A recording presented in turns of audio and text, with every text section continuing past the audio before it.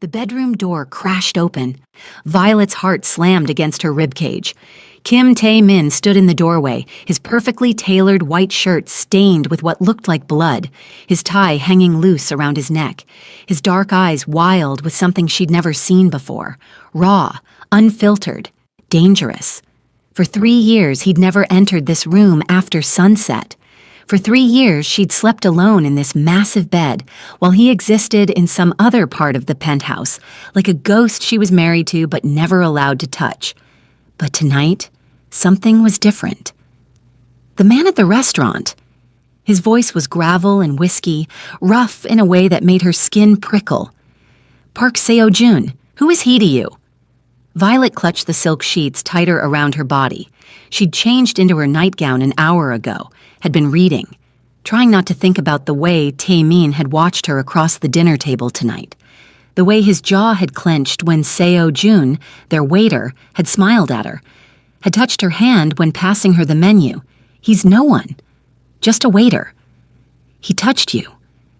Tae-min moved into the room, and Violet's breath caught. 3 years of careful distance, of measured politeness, of existing in the same space but never the same world. And now he was here, in her bedroom, looking at her like he wanted to devour her or destroy something. Maybe both. It was an accident. He looked at you like you were his. Taemin's hands clenched into fists at his sides, like he had the right. And you think you have the right? The words came out sharper than she intended. 3 years of loneliness, of being invisible, of wondering what was so fundamentally wrong with her that her own husband couldn't stand to be near her. It all bubbled up. You who haven't touched me once in 3 years, who treats me like expensive furniture, who walks past me like I don't exist. Something cracked in his expression. Pain, raw and bleeding. I'm your husband, Violet. The way he said her name, like he was tasting it for the first time, like it was precious and dangerous, sent shivers cascading down her spine. Mine, not his. Mine. She should have been scared. This was Kim Tae-min, after all, the dragon of Gangnam, the man whose name made grown men pale, whose reputation was built on blood and brutality and an iron will that never, ever broke. But all she felt was her heart hammering so hard she thought it might break through her ribs. All she felt was 3 years of hunger, suddenly given permission to surface. Then act like it, she whispered. Welcome to Aurora Love Saga. If you're loving this story, hit that like button and subscribe because what you're about to watch would leave you speechless. Tell me in the comments which city you're watching from. I'd really love to know. Now let's dive into it. Let me take you back to where this all started. To the moment Violet Summers became Mrs. Kim without ever being his wife. The jazz club was dim and smoky, the kind of place Violet's father used to take her when she was little, before the gambling took everything. Now she was here for a different reason, waiting for a man who held her father's life in his hands. Kim Tae-min arrived exactly on time. She saw him before he saw her. Tall, impossibly handsome in a charcoal suit that probably cost more than her yearly salary as an art curator. His hair was styled perfectly, his face all sharp angles and cold calculation. He moved through the club like he owned it. He probably did. Their eyes met across the room. For 1 second, she saw something flicker in his gaze. Interest. Heat. Then it was gone, replaced by ice. He sat across from her without asking permission. Violet Summers. Mr. Kim, you know why you're here. It wasn't a question. Violet's fingers trembled as she reached for her wine glass. My father owes your family $200,000. Money he doesn't have. Money I don't have. Correct. Taemin's English was perfect, barely accented. He has 2 weeks before my family's patience expires. After that... He didn't finish. He didn't need to. I'll find a way to pay you. Her voice was stronger than she felt. I just need more time. I can sell my apartment, take loans. That won't be necessary.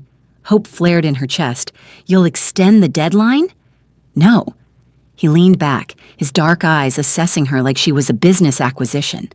"I'll erase the debt entirely, plus provide your father with a monthly stipend of $5,000 for the rest of his life."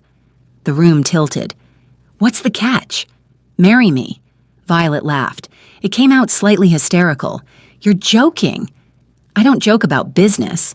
He pulled out a folder, slid it across the table. "My family needs legitimacy, international connections, a marriage to an American, especially one with your background, educated, cultured, the daughter of a former diplomat before his troubles, provides that. You want to buy a wife. I want to make a mutually beneficial arrangement." His voice never wavered. "You gain financial security for yourself and your father, freedom from his debt, a comfortable life. I gain what my family needs." "And what about love?" The question sounded naive even to her own ears. For the first time, something almost like a smile touched his lips. "Love is a luxury neither of us can afford, Miss Summers. This is business, pure and simple." She should have said no, should have found another way. But looking at her father's debt statement in the folder, at the contract that promised his safety, his future, she knew she was already trapped. "How long?" she asked quietly.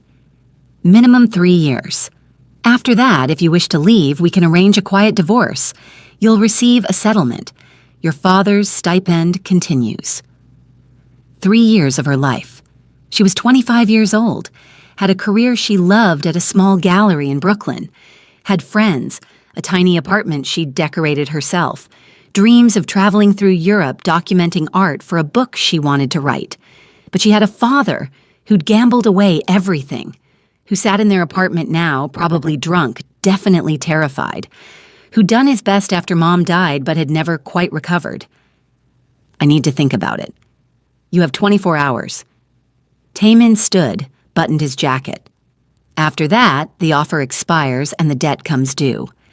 He walked away, leaving her with the folder and a choice that wasn't really a choice at all. The wedding happened in Seoul 3 weeks later. Quick, efficient, cold. Violet wore a white dress she'd picked out in a daze. Her father walked her down the aisle with tears streaming down his face, and Taemin stood at the altar looking like a prince from a fairy tale. If the fairy tale was about ice kings and loveless arrangements. His family filled the other side of the church. She recognized his mother, Kim Hye-jin, from the photos she'd studied obsessively after agreeing to this insanity. Beautiful, elegant, and currently looking at Violet like she was something unpleasant she'd found on her shoe. The ceremony was in Korean and English. Violet barely heard the words. She was too focused on Taemin's hand, warm and strong, holding hers. The first time he'd touched her since that handshake in the jazz club. "You may kiss the bride," the officiant said. Taemin turned to her. For just a second, his eyes dropped to her lips. She saw his throat work like he was swallowing something. Then he leaned in and pressed his lips to her cheek. Barely a touch. Over in a heartbeat. "Welcome to the Kim family, Mrs. Kim," he murmured, loud enough for others to hear, then softer, just for her. "I'm sorry." She didn't understand what he was apologizing for. Not then. The penthouse was in Gangnam, of course. 47th floor, views of the entire city, the kind of luxury Violet had only seen in magazines.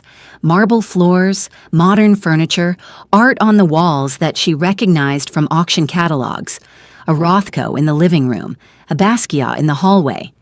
"This is your wing," Taemin said, opening a door to reveal a massive bedroom suite. King bed with silk sheets, walk-in closet already filled with clothes in her size, a bathroom with a soaking tub that overlooked the city.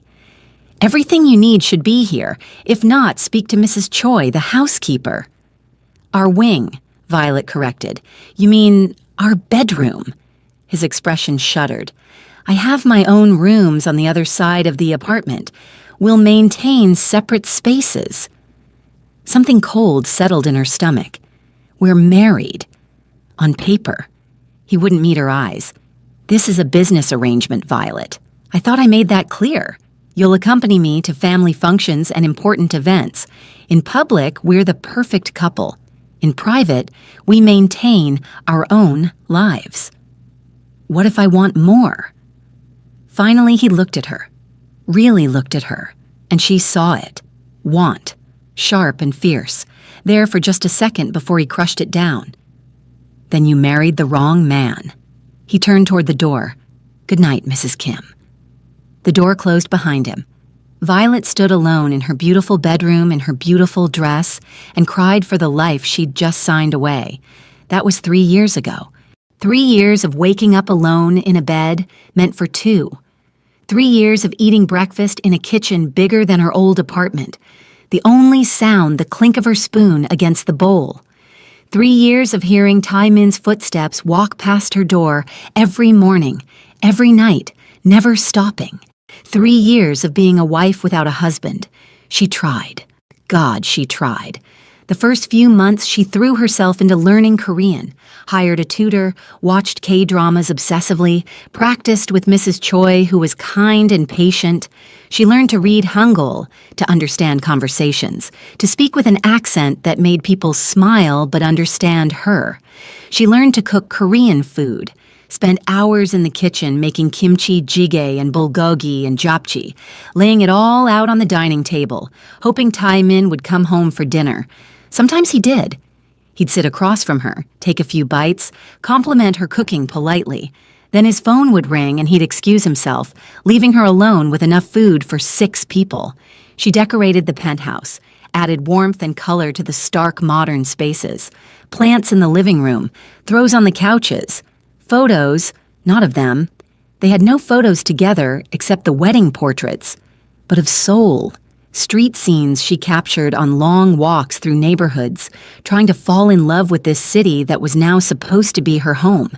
She attended every family function, dressed in beautiful clothes Tai Min's stylists selected, her makeup perfect, her smile bright and empty.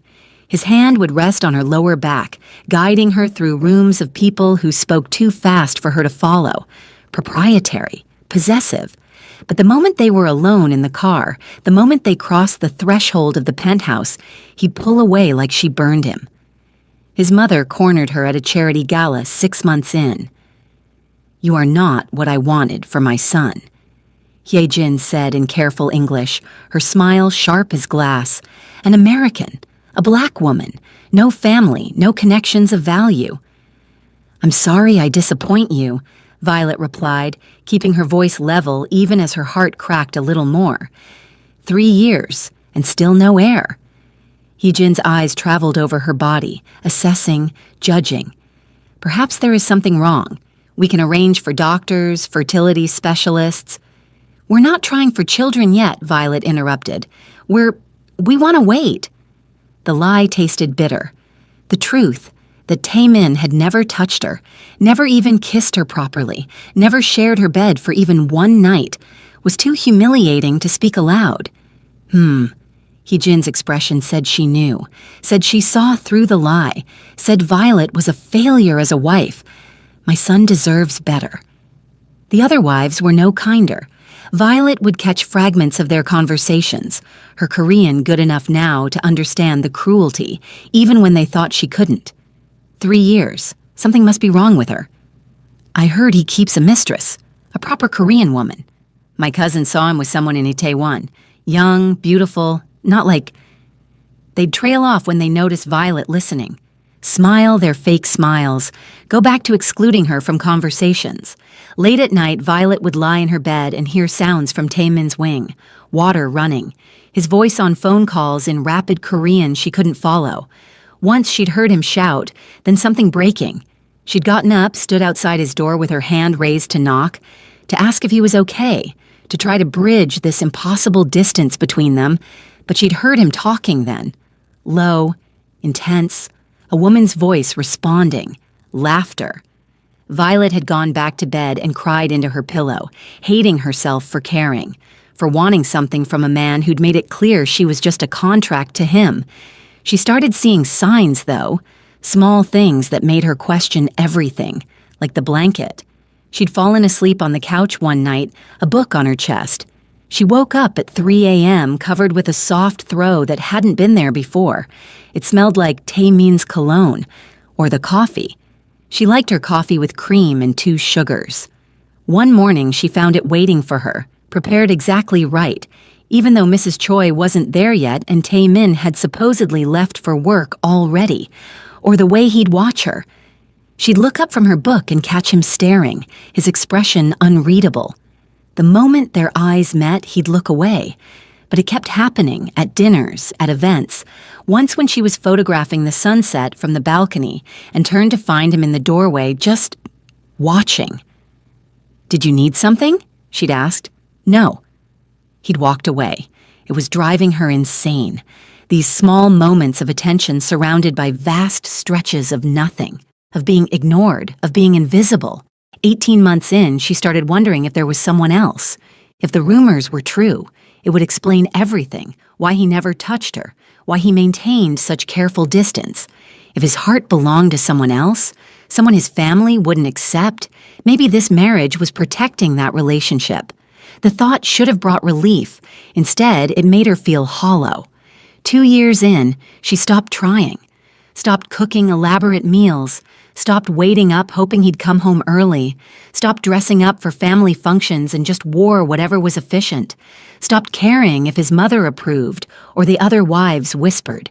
She built her own life, made friends at a gym in Gangnam where other expats worked out, started exhibiting her photography at a small gallery in Hongdae, threw herself into her art, into documenting Seoul's hidden beauty, the street vendors in Dongdaemun, the old women selling flowers in Insadong, the way light hit the Han River at dawn.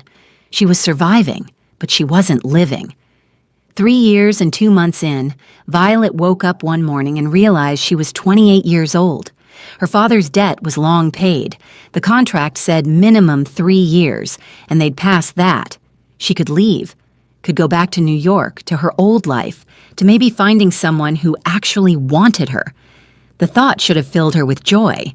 Instead, she felt sad, grieving for something she'd never actually had. But she was tired. Tired of being lonely. Tired of sharing a home with a man who treated her like a stranger. Tired of hoping for something that was never going to happen. That night, she started packing.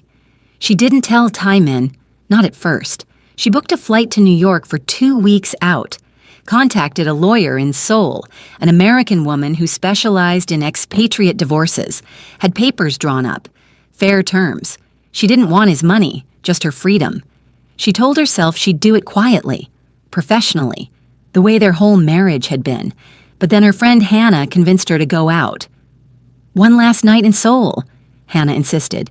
"Come on, Vi, live a little. You've been a hermit for 3 years. So Violet said yes. Put on a dress that actually fit her body instead of the conservative shit Tae-min's stylist always picked. Did her makeup. Let her natural curls frame her face instead of straightening them. Looked in the mirror and saw herself, really herself, for the first time in years. They went to a restaurant in 801, trendy, packed, the kind of place Violet never went because she was always afraid of running into someone who knew Tae-min. But tonight she didn't care. Tonight she was free, or almost free. Their waiter was charming. Park Seo-jun, his name tag read. He had an easy smile and spoke perfect English with a slight Australian accent. "First time here?" he asked, setting down their menus. "First time in a while," Violet admitted. "I've been busy." "Well, you're in for a treat. Everything here is incredible." His hand brushed hers when he passed her the menu. "But if you want my recommendation, the galbi is life-changing." "I'll trust you," Violet said, smiling. Actually smiling. When was the last time she'd smiled at someone and meant it? Seo-jun grinned back. "Excellent choice. I'll take good care of you." It was nothing. Harmless flirting. The kind of casual human interaction she'd been starved for. She didn't think about it after he walked away, was too busy catching up with Hannah, laughing at stories about her chaotic teaching job, feeling almost normal. She didn't notice the man at the corner table. Didn't see him watching. Didn't recognize Kim Tae-min until he stood up abruptly and walked out of the restaurant. his expression thunderous. Violet got home around 10 p.m. The penthouse was dark except for one light in the living room. Taemin sat on the couch, still in his work clothes, a glass of whiskey in his hand. He didn't look up when she came in. "Did you have fun?" His voice was carefully neutral. Yes?" Violet set down her purse, suddenly self-conscious. "I was out with Hannah, just dinner, at the restaurant in Itaewon." Her stomach dropped. "You were there?" "Business dinner." Finally, he looked at her. His eyes traveled over her dress, her hair, her face. Something dangerous flickered in his gaze. "You look different." "Different how?" "Like yourself." He stood, set down his glass. "Not like the image my stylist created. Not like the perfect Korean wife my mother wants. Like..." "Violet." Her heart hammered. "Is that a problem?" The waiter seemed to think so. His jaw clenched. "Park Seo-jun. He touched you. He handed me a menu. He touched your hand, smiled at you, looked at you like..." Taemin stopped, his hands clenching into fists. "Like he had the right. And you think you have the right?" 3 years of frustration bubbled up. "You who haven't touched me once, who acts like I don't exist, who treats me like furniture." "I had my reasons." Well, they were shitty reasons. Violet was shaking now. "I'm done, Taemin. I'm leaving. I've already contacted a lawyer. The divorce papers will be ready next week." The silence stretched between them, tense, crackling. "You're leaving," he repeated. His voice was flat. "Our contract is up. I've fulfilled my obligations. My father is safe, has his stipend. There's no reason for me to stay." "No reason?" Something cracked in his composure. 3 years, and you think there's no reason. "Give me one." Violet's voice broke.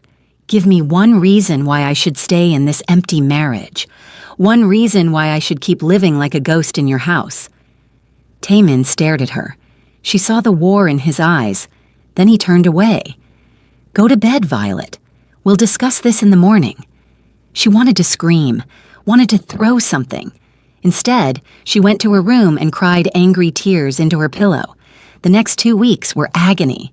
Taemin disappeared into work. Violet barely saw him. When she did, he was polite, distant, like they'd reverted to strangers. The divorce papers arrived.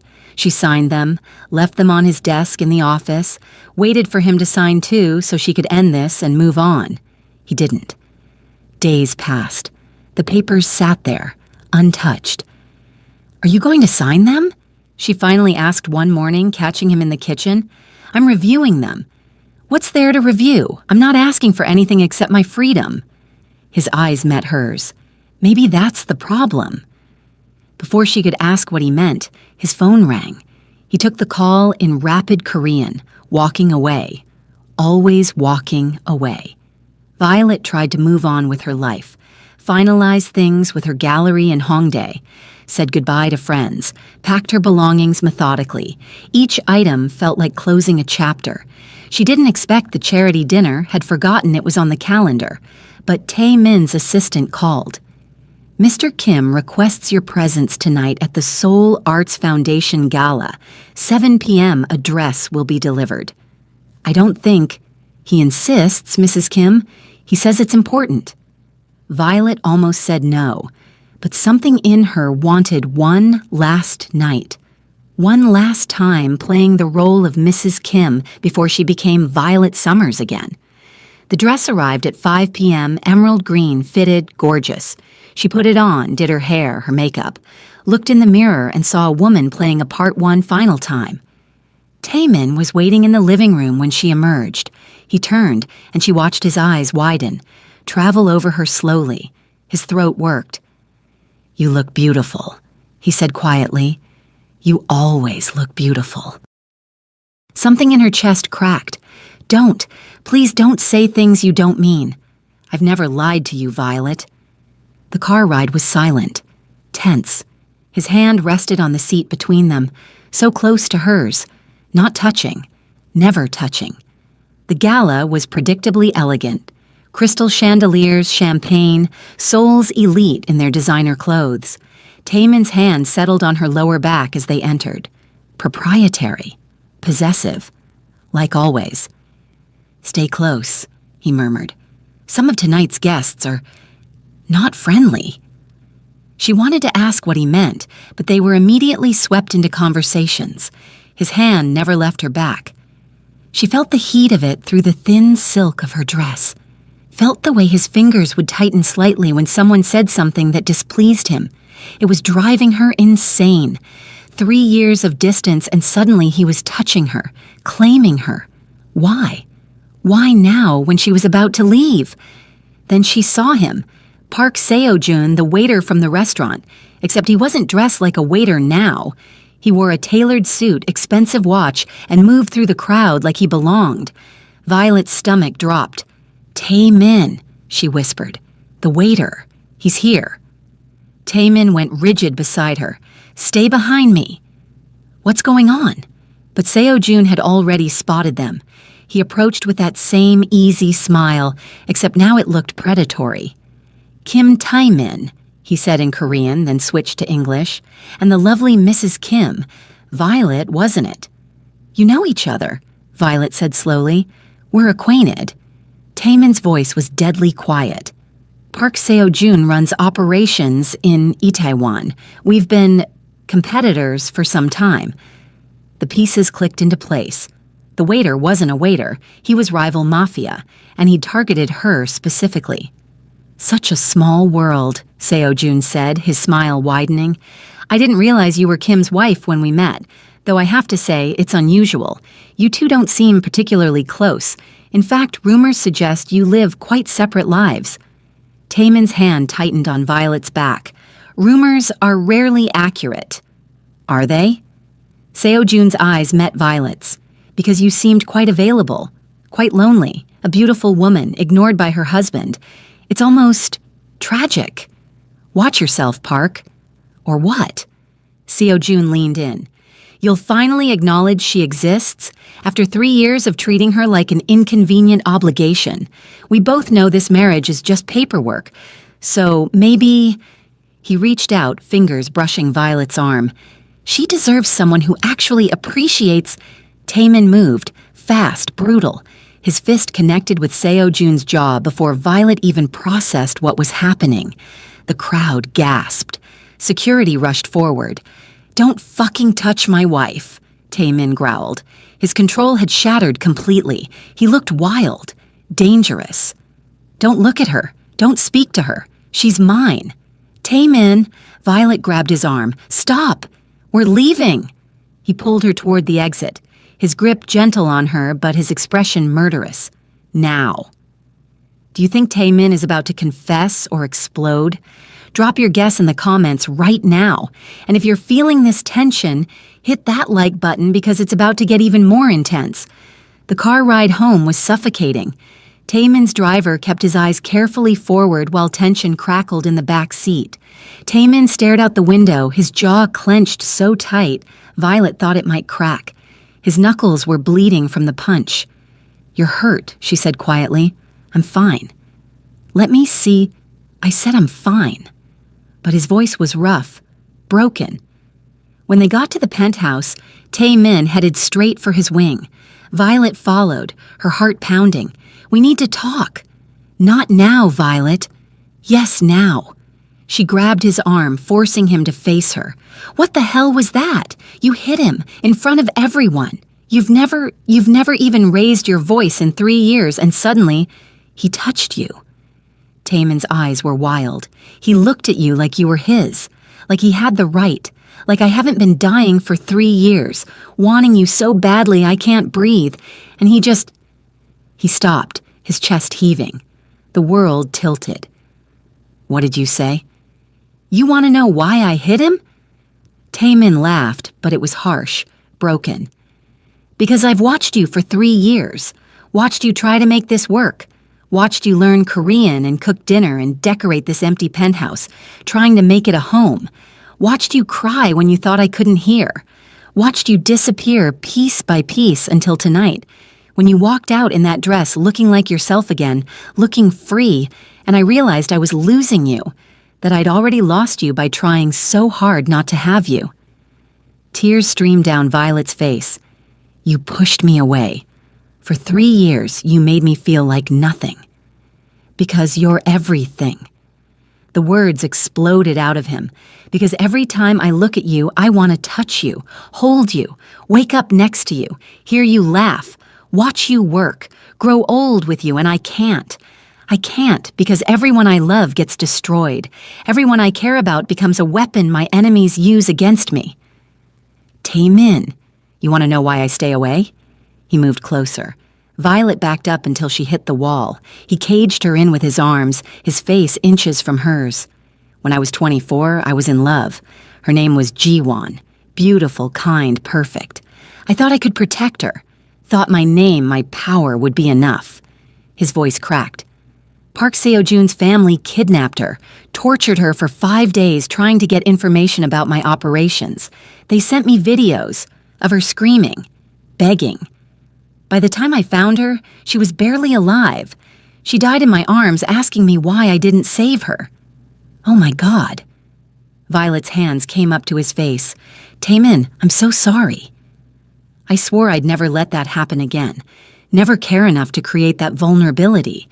Then my family forced this marriage, and I thought it would be easy.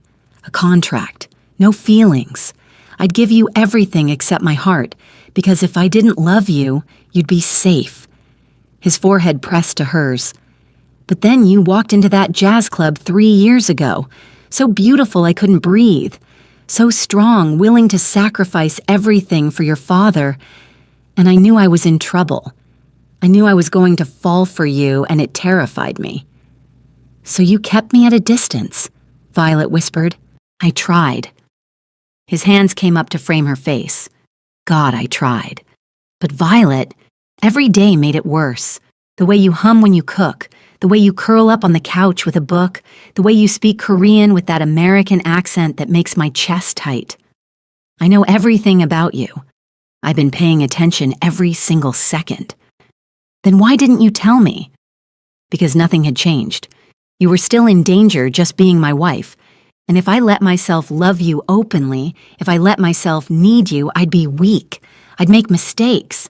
I'd be the thing they could use to destroy me. He pulled back slightly, his eyes searching hers. But then I saw those divorce papers, and I realized I've already lost you by trying so hard not to. You want to leave. You'd rather be free than spend one more day as my wife. Because you made me feel invisible, Violet said through her tears. Because I thought you didn't want me, that something was wrong with me. Nothing is wrong with you. His thumbs wiped her tears. You're perfect. You're everything. And I'm an idiot who wasted 3 years because I was terrified. You should have told me. I know. His voice dropped to a whisper. I know, and I'm sorry. I'm so fucking sorry, Violet, for making you lonely, for making you doubt yourself, for all of it. I don't deserve your forgiveness. I don't deserve another chance. But if there's even the smallest possibility that you feel anything for me, that you want what I want, then stay. Please stay. Give me a chance to be the husband you deserve. Violet's heart was breaking and healing simultaneously. Tell me you love me. Say it clearly. I love you. The words came out rough, honest, desperate. I've loved you since the day I met you, since you sat across from me in that club looking terrified but brave. I've loved you through every day of our marriage, every moment you tried to reach me, every smile I wasn't strong enough to return. I love you so much, it's killing me. And I know I don't deserve you, but I'm begging. Stay. Please stay with me. She should make him suffer, should make him work for it. 3 years of loneliness should cost more than one confession. But God, she'd wanted this for so long. I love you too, she whispered. I've loved you for so long, it hurts. Something broke in his expression, relief and disbelief and desperate hope. Say it again. I love you, Kim Tae-min. My husband, I love you. He kissed her like a man drowning. Desperate, hungry, 3 years of denial in one kiss. His hands tangled in her hair, pulling her closer, and Violet melted into him. This was what she'd been starving for. When they broke apart, both breathing hard, he rested his forehead against hers. "I don't deserve you." "No," she agreed, making him laugh, "but you're stuck with me anyway." "Good." He kissed her again, softer this time. "Because I'm never letting you go. Never. You're mine, Violet. Finally, really mine." "Show me," she whispered against his lips. 3 years of distance. Show me what you've been holding back." His eyes darkened. "If I start, I won't stop." "Good." She pulled him closer. "I don't want you to stop. I want everything you've been denying us." Taemin lifted her like she weighed nothing. Violet wrapped her legs around his waist as he carried her to his bedroom, a room she'd never seen. Large bed, minimalist furniture, floor-to-ceiling windows overlooking Seoul's glittering lights. "I've imagined this," he confessed, laying her down on the bed. "Every night, you in my bed, in my arms, mine." "Then stop imagining." Violet pulled him down to her. "I'm real, I'm here, I'm yours." "Mine," he repeated, and the possessiveness in his voice sent shivers through her entire body. He kissed her neck, her collarbone, whispering in Korean between kisses. Words she understood now. Beautiful. Perfect. Mine. His hands explored her body with a reverence that made her feel cherished, wanted, loved. "Taemin," she gasped as his lips found sensitive skin. "Say it again." His eyes met hers, dark and intense. "Say my name again." "Taemin." She pulled him closer. "My husband." Something in him shattered completely at those words. The Ice King. The dragon of Gangnam, the man who'd kept her at arm's length for 3 years. He became someone desperate and needy and completely hers. They made love like people who'd been starving, urgent and tender, passionate and gentle. 3 years of longing poured into every touch, every kiss, every whispered confession. "I love you," he said against her skin in Korean first, then English. "I'll love you until the day I die. I'll spend the rest of my life making up for the time I wasted." Violet's tears fell freely. "I love you too. So much." Afterward, they lay tangled together, her head on his chest, his fingers tracing lazy patterns on her bare shoulder. The city lights filtered through the windows, painting them in soft shadows. "What happens now?" she asked quietly. "Now I stop hiding." He kissed the top of her head. "Now I claim you properly as my wife. Let everyone know you're mine and I'm yours. Let my enemies try to touch you. They'll learn what happens when someone threatens what belongs to me. That's going to make things dangerous." "Things have always been dangerous, Violet. The difference is, now I'm not facing it alone." He tilted her chin up to look at him. "Now I have something worth fighting for, someone worth protecting, someone worth living for." "Don't talk about dying." She pressed her palm to his chest. "Not when I just got you." "Then I'll talk about living." He smiled, a real smile, maybe the first she'd ever seen from him. "Living with you, building a real marriage. Maybe eventually." His hand drifted to her stomach. "A family." Violet's breath caught. "You want children?" "I want everything with you." His eyes were serious now. "Everything I denied us for 3 years. If you'll have me, if you'll forgive me for wasting so much time." "There's nothing to forgive." She kissed him softly. "We have the rest of our lives to make up for it." They fell asleep wrapped around each other, and for the first time in 3 years, Violet didn't feel alone. Morning came too soon. Violet woke to find Taemin already dressed, sitting on the edge of the bed with his phone, his expression dark. "What's wrong?" She sat up, pulling the sheet around her. He turned to her, and she saw fury in his eyes. "Park Seo-joon knows. About us. About last night. How could he possibly? He has people watching me. Watching us." Taemin handed her his phone. The message was in Korean, but there was a photo attached, them last night kissing in the restaurant parking lot before they'd gotten in the car. Violet's blood ran cold. He was watching us. He's been waiting for this, for me to show weakness, for proof that you matter to me. Taemin's voice was deadly calm. He sent another message, wants to meet, says he has a proposition. It's a trap. Of course it's a trap. Taemin's smile was sharp, dangerous.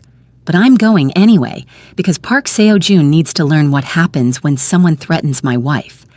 Fear gripped Violet's chest. Don't go, please.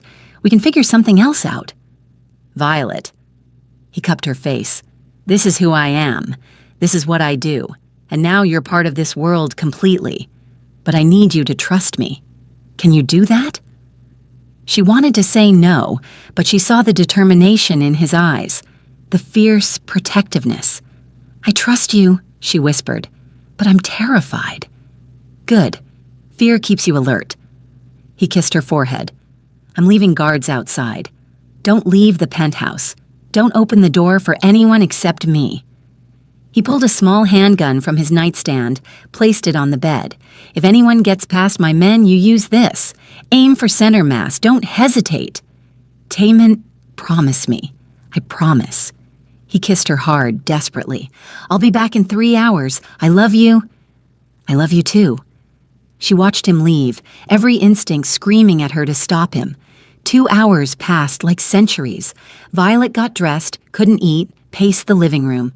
The guards outside were silent, professional. Her phone was in her hand, checking obsessively for messages. Nothing. 2.5 hours, her nerves were fraying. Then her phone buzzed. Unknown number. English text. Your husband is very brave, but bravery doesn't stop bullets. Come to the address below if you want to see him alive. Come alone. You have 30 minutes. An address in Gangnam followed, an industrial area she vaguely recognized. Violet's heart stopped. This was exactly what Taemin had warned her about. But what if it wasn't a bluff? Her hands shook as she grabbed the gun, shoved it in her purse, pulled on a jacket. The guards tried to stop her. Mrs. Kim, you can't. Emergency, she said in Korean. Family emergency. I need to go. She pushed past them, running for the elevator before they could stop her. While Violet's racing to save Taemin, was she right to go, or should she have trusted his plan? What do you think would have been her best course of action? Let me know in the comments below. The warehouse was exactly as ominous as she'd imagined. Dark, abandoned-looking, graffiti on the walls. Violet's taxi driver had given her a strange look when she'd asked to be dropped here, but he'd left without questions. Now she stood outside, the gun heavy in her purse, her heart hammering. She pushed open the side door, stepping into darkness that smelled of rust and old concrete. Hello? Her voice echoed. I'm here. I came alone, like you said.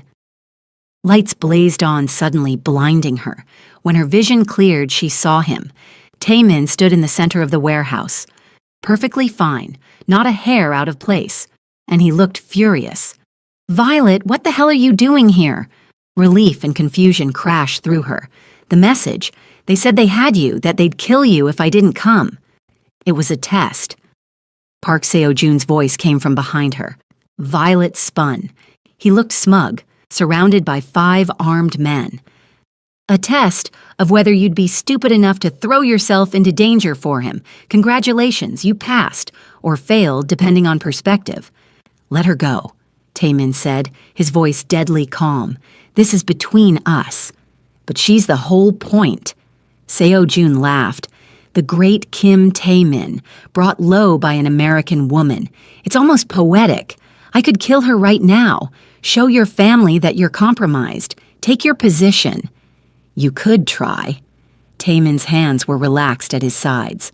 But you'd be dead before her body hit the ground. Maybe, or maybe you'd hesitate. Violet's hand slid into her purse, finding the gun. 6 against 2. Terrible odds. Then Taemin did something unexpected. He laughed. Seo-joon, you've always been an idiot. He pulled out his phone, pressed a button. The warehouse doors burst open. Dozens of men in black suits poured in, surrounding Seo-jun's group in seconds. "This was your trap all along," Violet whispered. "Our trap." Taemin's eyes stayed on Seo-jun. "Violet, show him what's in your purse." She pulled out the gun, her hand steadier now. "You wanted me to come here," she said slowly. "I needed Seo-jun to think he'd won, to think he'd found my weakness." Taemin moved to stand beside her, his hand finding hers. "But my wife isn't my weakness. She's my partner. And Park Seo-jun just committed an act of aggression against the Kim family in front of witnesses. On camera." He gestured to the corners where small red lights blinked. Seo-jun's face went white. "You can't—" "Already done." Taemin's smile was cold. "The Seoul families have seen everything. You wanted my position? You just lost everything." His men moved in, disarming Seo-jun's group efficiently. "Take them to the council," Taemin ordered. Then he turned to Violet, his expression softening. "You were supposed to trust that I had a plan." "I got a message saying you were dying. What was I supposed to do?" "Fair point." He pulled her close. "Though seeing you walk through that door took 10 years off my life. You used me as bait. I used us as bait." He kissed her forehead. "Seo-jun needed to see that I'd protect you at any cost. It's what made him confident enough to make his move. I'm sorry. I know it was dangerous, but I needed to end this threat permanently. For us. For our future." Violet thought about it. The fear.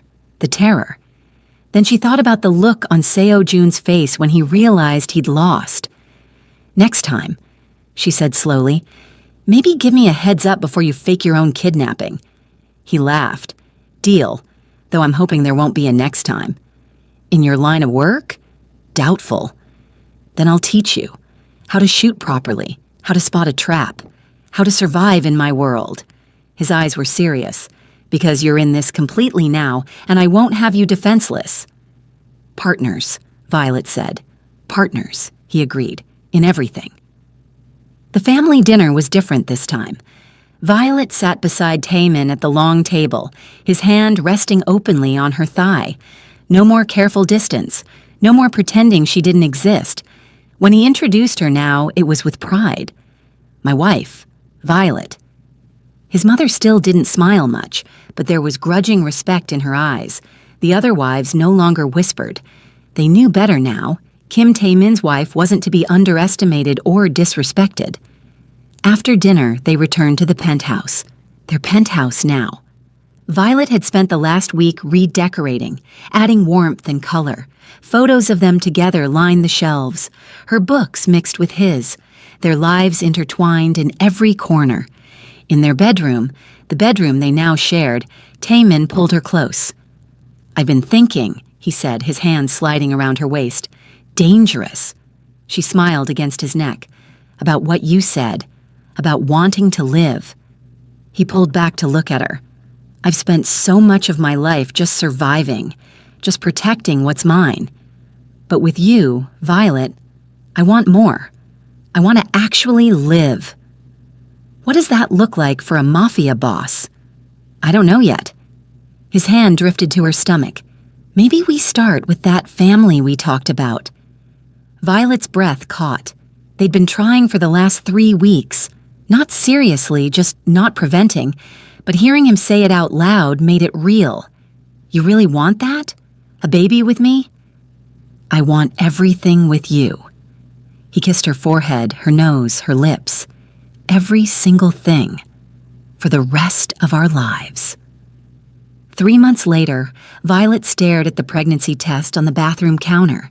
2 pink lines, clear and unmistakable. Her hands shook. Happy tears, terrified tears, overwhelmed tears. "Violet?" Taemin's voice came from the bedroom. "You okay?"